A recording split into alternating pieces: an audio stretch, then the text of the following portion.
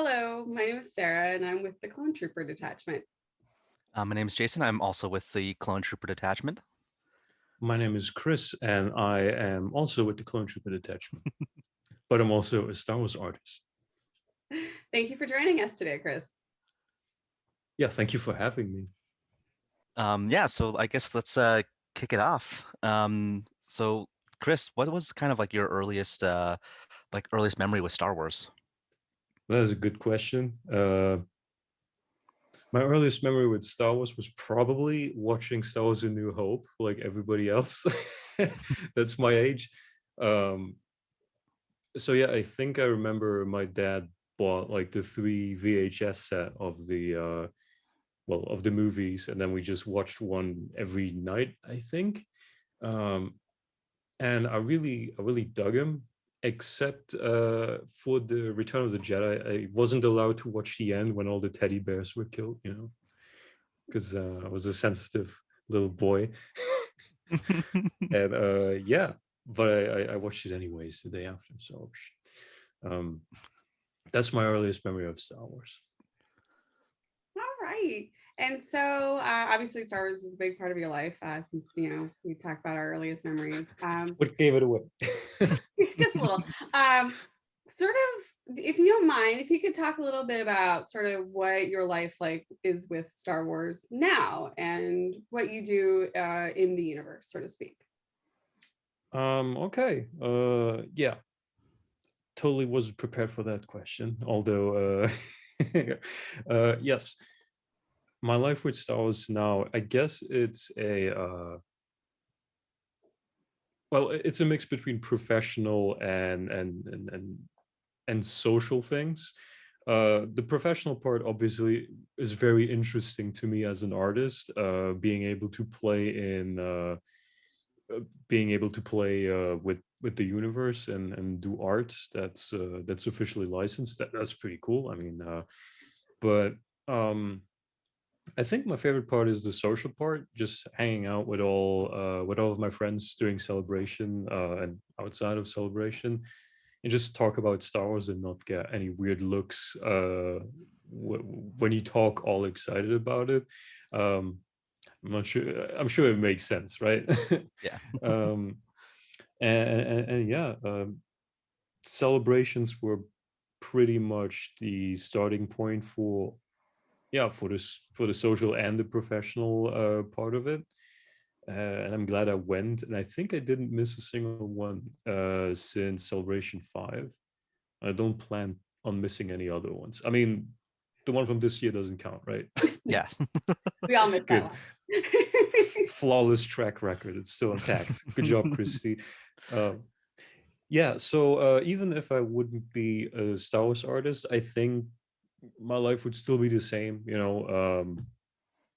with all my friends, because I met most of them way before all of the art thing started. Um, the art thing just facilitated meeting even more friends, like you guys. So yeah, it's all coming together. Oh yeah, yeah, I remember meeting you at Celebration 2019 in Chicago, and that was like Was that my was it in 2019? that was 2019, yeah. Oh, wow. Yeah, that was a great year. Yeah. It was really fun. It was really fun. I didn't. Okay, um, I want to just say I didn't like the city that much. It was weird having to cab almost an hour to the convention center and back every day. Um, Ooh. that was weird. I just like getting out of my hotel room and walking into the convention center. That's pretty cool. Yeah, Chicago wasn't my cup of tea. The city itself. The convention center was fine. It was great. Um, but yeah, I prefer Anaheim or Orlando. It's like a convention city. Yeah. And this Disneyland or World or whatever it is, right? We have the tiny one here, so Yeah. So what would you say is your favorite like Star Wars moment or the moment that kind of made you really fall in love with Star Wars? Again, probably a controversial example here, but I really like Attack of the Clones. Episode 2. Hmm. I'd say let's say I have new favorite moments now, but the way you asked the question is what made me fall in love again with Star Wars, and it was probably Episode 2.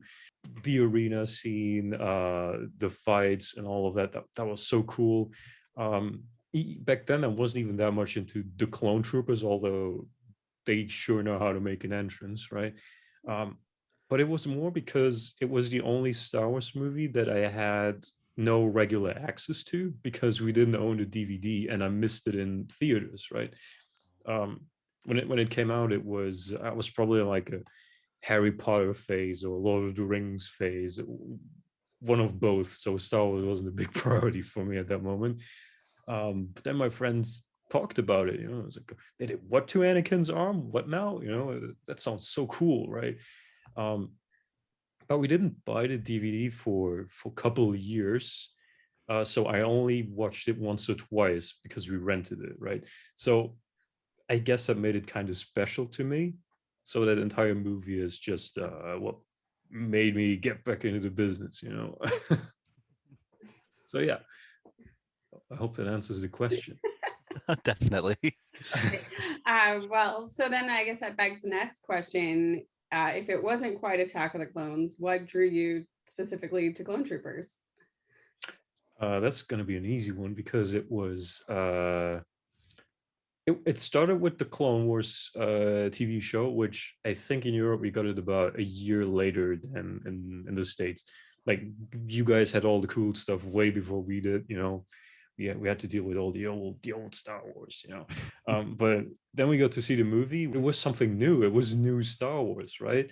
And I was interested in it. And then all of a sudden they start playing episode of the show, and I was like, what is this? This is cool. Um, the style is weird, a bit unrefined, but this is cool. And all of a sudden, Clone Troopers had their own stories, they had names. They weren't just just stormtroopers, if I can say that, right, without offending people. Sorry, guys. No, but they had faces, they had stories, and that was a really interesting concept to me, in storytelling.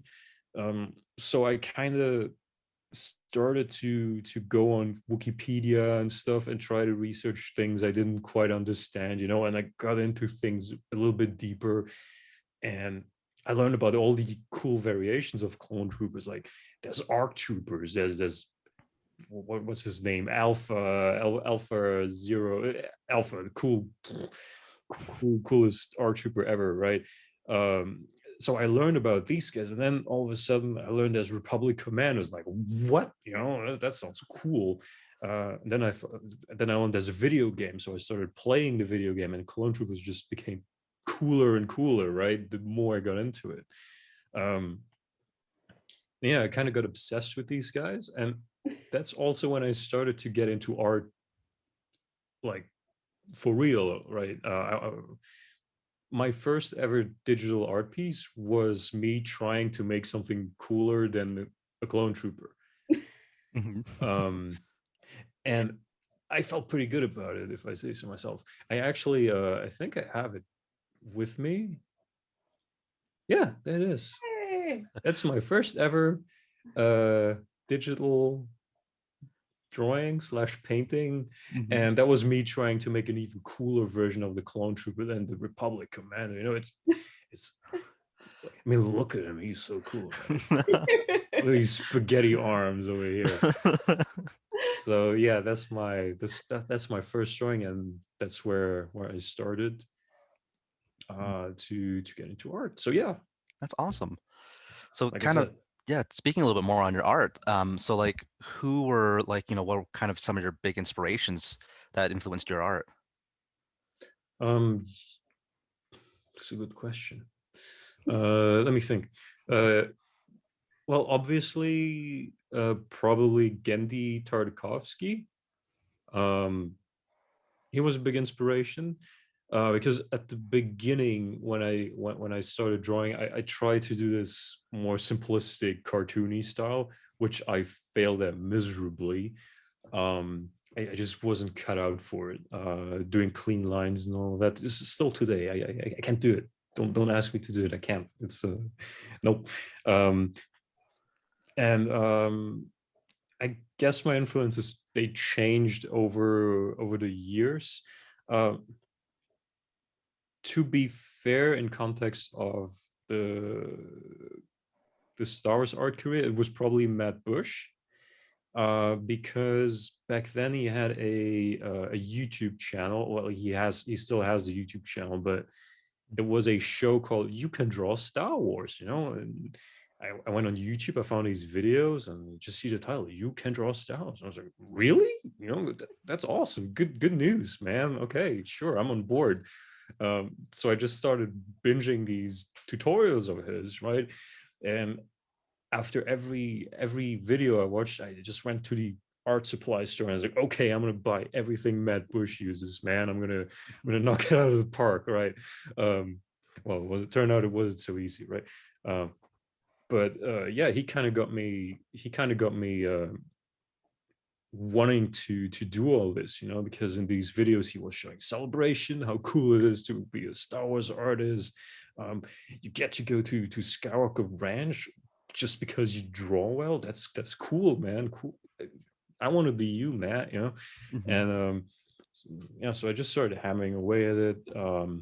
Wasn't particularly gifted at the beginning. I think I still am not, but I managed to prepare a portfolio for Celebration 5. That was in Orlando, I believe. So I decided, Chris, you're going to the art show now, and you're going to bother everybody with your stupid portfolio and ask for advice, right? And so I did. The artists were really nice to me. A couple in particular, Mark Ratz, he was actually taking a lot of time and looking at these things and what the hell is this, man? Yeah, you need to do this and that, and then yeah, this is not right, you need to do it like that, you know. And that helped me a lot. And Matt, which I met there physically for the first time, he also took a lot of time to tell me how all of that stuff is supposed to look, you know, not how I made it, but yeah, you should focus more on this and that, you know. um so that actually gave me a little bit of a confidence boost that I actually could make stuff happen. um and he recognized me the year afterwards, and while he was sitting in a pizza shop, I said, "Oh, hey, Chris." I said, "You remember me? That's cool, man. That's cool, man. I'm already making a name for myself, dude. That's sick." Um, so yeah, to finally answer your question, I'd say it's Matt Bush and Mark Ratz. Matt Bush for the lifestyle, and Mark Ratz for the talent. I want to be Mark Ratz when I grow up. that's great, and that's also like a really touching story about the community too, about how like the artists remember you and encourage. On a more personal level, did anyone sort of like inspire or sort of help you with your pursuit of art and sort of making it more of a professional option for you? Yes, and you're gonna like the answer to that. So, in well, it was before Celebration 5 in Orlando.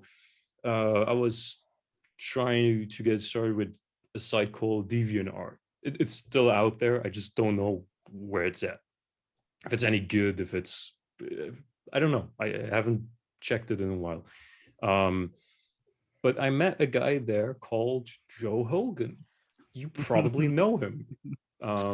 He's difficult to spot. He's a bit on the short side, but he's really nice. Um, so what happened was, since, as I mentioned, I was kind of inspired by Genndy Tartakovsky. I kind of spotted his art quite easily because he was also quite inspired by Genndy Tartakovsky, obviously, right? So I spotted like that artwork on. I think it was a comic with. Was it with Captain Fordo already? well, the chances are big that it was Captain Ford, right? The guy's obsessed with him, right? So I found him, I followed him, and I kind of started. I don't know how it started, but we started talking at some point. Uh, Probably because I commented on his stuff, and he's so nice, and he always answers, and so says, "Oh, he's answering. That's nice. He's my friend now." It's, uh, it's really great. Um, and closer, closing in on Celebration 5, he told me, "Okay, dude, I hear you coming to Celebration 5. There's going to be a reunion night, you should come there." And it was at a place called Miller's Tavern or something. I think it's like a chain thing in the US. And there I met most of my closest friends in one night. They were all already like there and ready to go, ready to hug and and meet. And I think it really clicked because he finally had an other artist to talk to. And I mean, he probably had other artists to talk to, right? But this was different. This was the start of a bromance, of a real bromance. So yeah, ever since then we kind of started pushing each other into the right direction. We're not scared to tell each other when we think the other dude did a bad job. And I was like, "I've seen you do better, man. Like, come on, please." um, so we regularly ask for advice. We help each other with logistics. When a program is crashing, when somebody's learning a program, um, we go to Disney World, eat ice cream, we sing and have fun, all of that stuff. And I think it's a very important part of my career, uh, to have other artists that are on the same wavelength, Mhm. to have somebody to communicate and to cheer each other on, and it just feels good to have that. Over the years, we've added a couple more people to the group. It's We call it Kanji Club. It's kind of unofficial, but it kind of is, right? But yeah, to answer the question, it's really it will probably be him. Because up to this day, I mean, still like every couple of days, like, "Hey man, look, I made something. Is this good?" And the answer is yes or no. But uh, either way, it's always going into a constructive way, right? And yeah, for those of you at home who don't know about the bromance, uh, this is the bromance.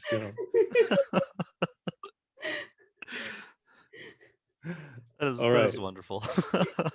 Yeah, I come prepared, man. It's A good bromance is so underrated. exactly, man. It's just it's priceless. It's my favorite thing about Star Wars. If that question was about to come, you have your answer. So kind of moving on with that. Like, I know there's probably like you know, a lot of work and a lot of struggle and a lot of stuff going through, and kind of becoming an artist in a fandom that's, as big as Star Wars is. Um, what would you say is like your most rewarding moment, like, as an artist? Ooh, yeah, there's a couple. I mean, I've thought about this beforehand, and it was tough, and it still is. Um, but if I had to, can I pick multiple ones, or do you Yeah, just want one? Okay. yeah, Uh, definitely. Probably. well, let's pick one that actually includes you guys, because that was quite cool. It was in Chicago in 2019, um, long time ago. It was. Yeah. So there was this moment where we're always stuck in the art show. I mean, it's nice and cozy, but we're kind of stuck in that rectangle, right, in this giant convention center. And I think for half of the day, I don't remember what day it was, but half of the day people were telling me, yeah, you should stay at your booth, man, something's about to happen, you know. So I was like, sure, but I'm hungry, man, like well, and people said, no, you need to stay, because the day before, um Joe and I were invited to a pizza place with the Clone Trooper detachment, which was cool. It was, oh, cool. They're gonna have the raffle, and we made like I think we made like an artwork for you guys to raffle away, and it was cool. Yeah, we can eat pizza with the friends, right? And during that pizza party, you guys made me an honorary member, which I was totally not ready for. The plaque is above my bed, so I have awesome dreams, directed by Dave Filoni. Um, I was totally not prepared for that. That was absolutely mental. But the best part about that was the famous next day where I was supposed to stay at my booth and wait there.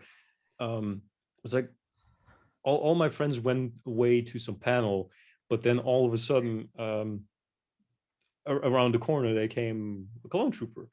But behind him, there was another one, and it turned out it was a line, and the line was just not ending, you know. And it was just saying that, where are they going? You know, what's happening here? And that then a couple of them start looking at me and like approaching, and then this entire line just stops. I'm just standing there, and everybody starts saluting me, and that was when I think I felt at the peak of awesomeness at that moment, as an artist. So that was really, really awesome. So thank you very much for that, again. Um, uh, I'm not one to show emotions in public, not because I don't want to, but because I'm just bad at it. Like a brick face. But yeah, that was touching me on a deep level. That was awesome. So thank you again. There's only one picture in existence of that moment, and I have it somewhere. I should have dug it out beforehand, but because I knew that question was coming. But yeah, you'll remember that. So then, speaking of the Legion, your involvement with the Clone Trooper detachment, what was your first experience with the 501st Legion? Huh. With the 501st Legion, me getting involved, or just like Or meeting the. interacting, or like. Okay. Yeah, my first experience with the Legion was. Oh, that's gonna be a strange one. Oh, you're gonna love this. So when I came to Celebration 5, everything starts there apparently for me. So hang in there. I was traveling there with some friends from Germany, because traveling all by myself to America for the first time was scary, you know. It's a big country, right? Um, so I was traveling there with friends from Germany, and they had booked a hotel, but we were an uneven number, and I happened to be number 5, right? So I had to book my hotel room all by myself. So I was alone, but one of the girls was just saying, "Oh, I have this friend who's looking for a roommate, right?" I was like, "Sure, man. So that's awesome. I'll have more money to spend on swag, right?" Because that was what it's all about, right? And so I get into the hotel room, and that friend of hers was already there, and I just didn't see him yet, because he was like walking around or somewhere. The only thing I saw was like 5 crates filled with costumes and makeup and helmets and everything, and yeah, it was crazy. It was crazy to me, the concept of just traveling with like 98 tons of props, right? Um, and the entire room was filled. So I had a moment like to just look at these and, huh, this looks familiar, right? It really does, from all the posts on Facebook. And turned out it turned out the guy was Thomas Spanos, right? Oh. He was playing like he's doing the Bane, Dirge, the Emperor, and I saw all of these costumes there. I recognized them, right? I was like, oh, so that's the dude I'm rooming with. oh, that's gonna be interesting. It's gonna be intimidating. And yeah, so he finally comes into the room and he's like 10 feet tall. I'm not on the short side. I'm pretty tall though. He was quite tall and imposing with a deep voice. And through him, I learned so much about the 501st, about uh, the batch, the patch tradings, the entire approval process for the costumes, um, the costume standards, how to apply, what it's all about, like going to the hospitals, to the kids, to Disneyland, the trooping events. I got a master class in 501st, man. It was I knew everything. I just knew afterwards. um, yeah, and since then we became really good friends. We roomed again in London later, and well, we're always happy to see each other. But that was my first experience with the 501st, and let me tell you, it was couldn't have hoped for a better one. Yeah, Thomas has been around for such a long time, so he's just a wealth Mm, of knowledge for the Legion. It's anytime there's a question, I can almost guarantee he knows the answer. yeah, that is true. So yeah, kind of pivoting towards back towards clone troopers. Which one would you say is like your favorite clone or clone battalion? I mean, first of all, Jason, let me congratulate your taste in fashion. Yes, I've. I happen to. It is my favorite shirt. Is it really? Oh, that It is. You told me I could have borrowed Kai's. Oh, we should have. should have thought about that. Oh, well, next time. Only regrets now. Um, okay, my favorite detachment. I think, and I'm not saying this to tickle you guys just right, but it's probably the wolf pack now, because I spent so much time Yes. researching them for for the art tour in Chicago, and just because they're just cool as hell, man. It's like the 501st is cool with Rex and fives and all that, but it's it's the 501st, it's cool, but it's just, for me, it's just the regular dudes, right? um but the Wolfpack is special. They have something the others don't. So I'd say favorite detachment is the Wolfpack. But the favorite trooper is probably fives. Do you want me to explain why, or is that Yeah, enough? please. Okay. That was probably it was probably because of the episode where he faced off against, well, spoiler alert, where he faced off against Palpatine and lived to tell the tale. I think that was fantastic. That was so cool. Um, but beyond that, there's the fact he was around at the beginning of the show, and he was just a regular guy, just doing his best, right? And somehow surviving day to day. And we got to see such a cool evolution of this character, just him moving from a shiny to becoming an ARC trooper, and not just one ARC trooper, one of the most badass ARC troopers there were, because you don't just fight against Palpatine without the Force and walk away, even though he ran away, but it's beyond the point. But yeah, he had such a cool character arc. I have to give it to him. um I mean, Rex is the easy answer, right? So I'm not going to say Rex, although I love the guy, but it's the easy answer. All right. So everyone is kind of talking about Bad Batch these days with the show. So we have to ask, do you have a favorite member of the Bad Batch? um yeah. Actually, yeah, is that a trick question? No, I kind of like Rekka for now, with what we know. I like him. He's fun. He's simple, and I think he has so much potential.